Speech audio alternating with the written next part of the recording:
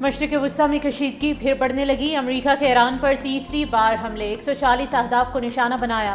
امریکی سینٹ کام کے مطابق 3 راتوں کے دوران مجموعی طور پر 300 سے زائد اہداف پر حملے کیے گئے۔ کارروائی پاسداران انقلاب کی جانب سے قبرص کے پرچم بردار بحری جہاز پر حملے کے بعد کی گئی۔ ایران کے میزائل اور ڈرون تنصیبات، بحری صلاحیتیں، اسلحہ گودام، مواصلاتی نیٹ ورک اور ساحلی نگرانی کے مراکز کو نشانہ بنایا گیا۔ جنوبی ایران کے شہر اسلویہ اور بوشہر دھماکوں سے گونج اٹھے۔ بندر عباس اور سیرک میں بھی دھماکے، ساحلی شہر شاہ بہار میں 2، بندردیر میں 5 اور جاسک میں 10 سے زائد دھماکے ہوئے۔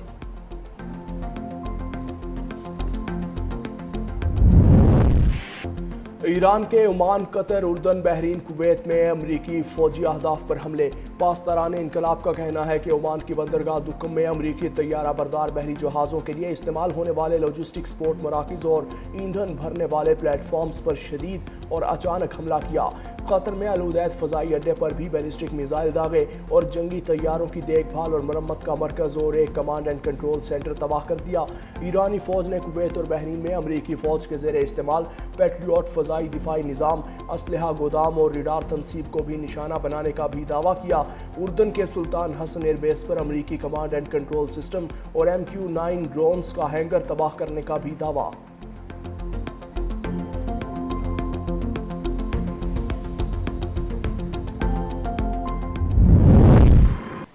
ایران کی پاسداران انقلاب کا ابنائے ہرمز کو تاحکم ثانی مکمل طور پر بند کرنے کا اعلان۔ مشرق وسطی میں کشیدگی ایک بار پھر خطرناک موڑ پر پہنچ گئی۔ ایرانی سرکاری میڈیا کے مطابق فیصلہ ایک بحری جہاز پر انتباہی فائرنگ کے بعد کیا گیا۔ تہران کا کہنا ہے کہ خطے میں امریکی مداخلت کے خاتمے تک ابنائے ہرمز بند رہے گی۔ کسی بھی ممکنہ کارروائی کا سخت جواب دیا جائے گا۔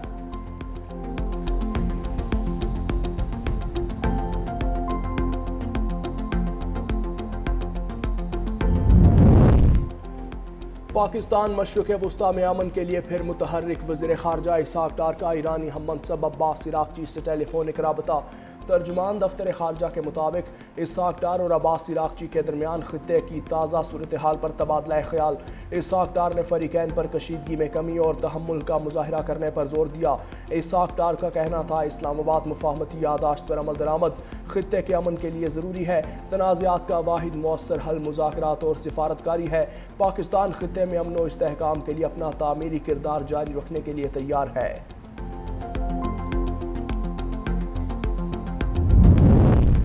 یک طرفہ ڈیل کا دور ختم ہو چکا۔ ایرانی اسپیکر باقر قالباف کا اعلان جنگ۔ امریکہ کے ساتھ معاہدے کی شک بھی شیئر کر دی۔ کہا یا تو اپنے الفاظ پر قائم رہو یا پھر قیمت چکاؤ۔ اب حقیقت کا سامنا کرنے کا وقت آ رہا ہے۔ اسلامی جمہوریہ ایران کمرشل جہازوں کے گزرنے کے حوالے سے انتظامات خود کرے گا۔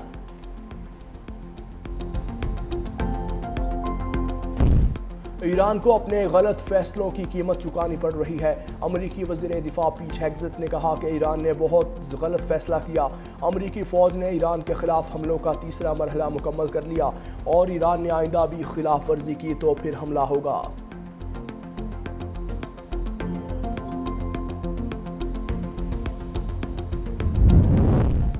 سعودی عرب، مصر، کویت کی ایرانی حملوں کی مذمت خلیجی ممالک کی سلامتی کو نشانہ بنانے والے اقدامات ناقابل قبول ہیں۔ سعودی عرب کا متاثرہ ممالک کے ساتھ یکجہتی کا اظہار۔ مصر کی وزارت خارجہ نے کہا کہ ایرانی حملے کشیدگی میں سنگین اضافے کی علامت ہیں۔ ایسے حملوں کا کوئی جواز پیش نہیں کیا جا سکتا۔ کویتی وزارت خارجہ نے کہا کہ ملک کی سلامتی، خود مختاری اور علاقائی سالمیت ریڈ لائن ہے۔ مزید حملوں سے کشیدگی میں اضافہ ہوگا اور علاقائی عدم استحکام بڑھے گا۔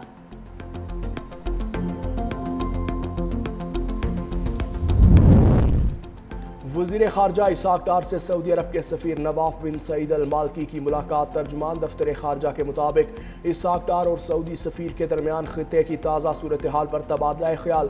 پاکستان اور سعودی عرب نے مشترکہ سفارتی کوششیں مزید مضبوط بنانے کے عزم کا اعادہ کیا۔ دونوں ممالک نے باہمی دلچسپی کے تمام شعبوں میں تعاون بڑھانے پر اتفاق کیا۔ پاکستان اور سعودی عرب نے خطے میں امن و استحکام کے فروغ کے لیے مشترکہ کردار پر زور دیا۔ اسحاق ڈار نے پاکستان اور سعودی عرب تعلقات میں مزید وسعت دینے کے عزم کا اظہار کیا۔ پاک فوج، FC بلوچستان اور پولیس کا مشترکہ آپریشن شبان۔ مزید 7 دہشت گرد آپریشن میں ہلاک۔ فتنہ الخوارج کے خلاف بلوچستان میں ہوائی اور زمینی کارروائیاں۔ سران چھنگی میں مزید 4 خارجیوں کو ہلاک کیا گیا۔ آپریشن شبان میں جہنم واصل ہونے والوں کی مجموعی تعداد 71 ہو چکی۔ 5 جولائی سے اب تک آپریشن شبان اور دیگر انٹیلیجنس بیسڈ آپریشنز میں مجموعی طور پر 109 خارجی دہشت گرد جہنم واصل ہو چکے۔ سیکیورٹی ذرائع کے مطابق آخری دہشت گرد کے خاتمے تک بلوچستان میں آپریشن شبان جاری رہے گا۔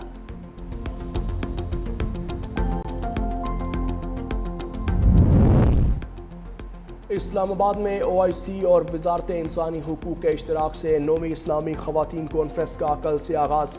وزیر اعظم شہباز شریف افتتاحی اجلاس سے خطاب کریں گے۔ تقریب میں OIC کے رکن ممالک سے خواتین اور خاندانی امور کی وزراء اور اعلیٰ سطح کے وفود کی شرکت۔ مسلم خواتین کے لیے تعلیمی مواقع بڑھانے اور اقتصادی اور ماحولیاتی پالیسیوں میں ان کی شراکت داری کو مضبوط بنانے پر غور۔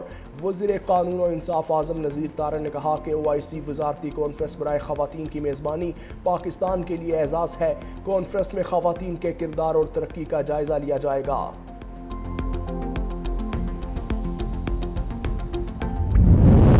مانسون کا نیا سسٹم ملک میں داخل۔ اسلام آباد راولپنڈی میں گرج چمک کے ساتھ تیز بارش، لاہور میں بھی بادل برس پڑے، موسم خوشگوار۔ بارش کے باعث مختلف نشیبی علاقے زیر آب آ گئے۔ میاں والی، گوجرانوالہ اور دیگر شہروں میں بھی وقفے وقفے سے بارش کا سلسلہ جاری۔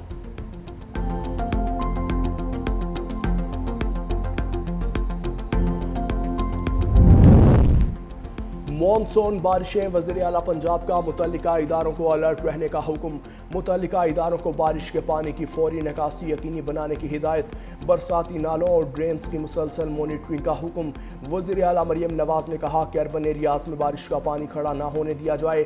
شہری اور دیہی علاقوں میں تمام مین ہولز پر ڈھکن یقینی بنانے کا حکم۔ خستہ حال اور تعمیراتی طور پر حساس عمارتوں کی خصوصی نگرانی کی ہدایت۔ ٹریفک مینجمنٹ کے لیے عوامی رہنمائی اور رابطہ برقرار رکھنے کا حکم۔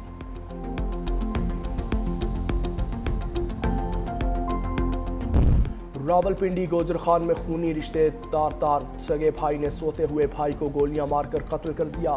ذرائع کے مطابق رات گئے دونوں بھائیوں میں تلخ کلامی ہوئی تھی۔ مقتول شہریار کے چہرے پر 3 گولیاں لگیں۔ ملزم فرار ہے۔ پولیس نے جائے وقوع سے شواہد اکٹھے کر کے تحقیقات شروع کر دیں۔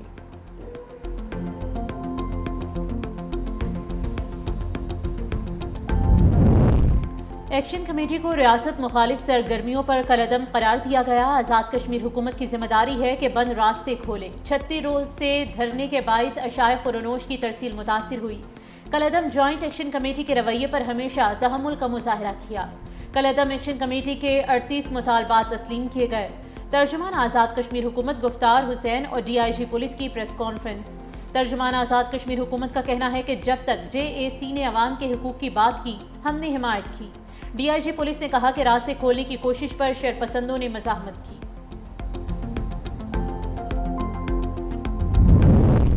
بھارتی آبی دہشت گردی کے خلاف پیپلز پارٹی کی ریلی، شرکا کے مرسوں سندھ نٹیسوں کے نعرے۔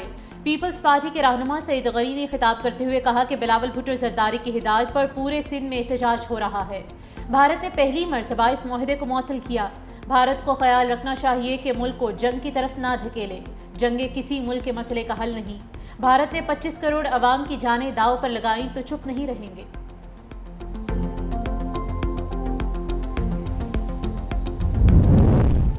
بھارت میں ہندو انتہا پسند بے لگام مسلم خاتون جج کو جان سے مارنے اور ریپ کی دھمکیاں دے ڈالیں۔ برطانوی میڈیا کے مطابق خاتون جج نے 12 جون 2022 کو 14 ملزمان کو سزائیں سنائی تھیں۔ ملزمان پر گائے کی حفاظت کے نام پر فساد پھیلانے کا الزام تھا۔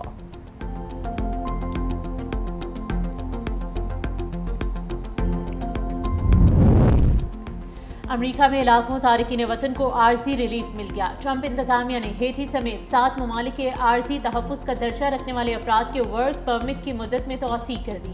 فیصلہ پرمٹس کی میعاد ختم ہونے سے چند گھنٹے قبل کیا گیا۔ امریکی حکام کے مطابق ہیٹی کے شہریوں کے ورک پرمٹ اب 24 جولائی تک مؤثر رہیں گے۔ ایتھوپیا، شام، صومالیہ، یمن، جنوبی سوڈان اور میانمار کے شہریوں کے پرمٹس کی مدت میں بھی 1 ہفتے کے لیے بڑھا دی گئی ہے۔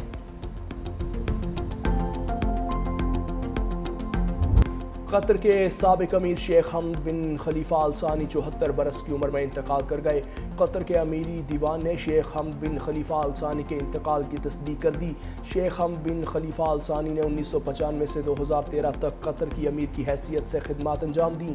2013 میں شیخ حمد بن خلیفہ آل ثانی نے اقتدار اپنے صاحبزادے اور موجودہ امیر شیخ تمیم بن حمد ثانی کو منتقل کیا تھا۔ صدر آصف علی زرداری اور وزیر اعظم شہباز شریف کا سابق امیر شیخ حمد بن خلیفہ آل ثانی کے انتقال پر اظہار افسوس۔ امریکی سینیٹر لنسے گراہم 71 سال کی عمر میں چل بسے۔ غیر ملکی میڈیا کے مطابق لنسے گراہم کی موت کی وجہ اچانک طبیعت خراب ہونا بتائی گئی ہے، تاہم مزید تفصیلات تاحال سامنے نہیں آئی ہیں۔ لنسے گراہم 2003 میں امریکی سینیٹر منتخب ہوئے تھے۔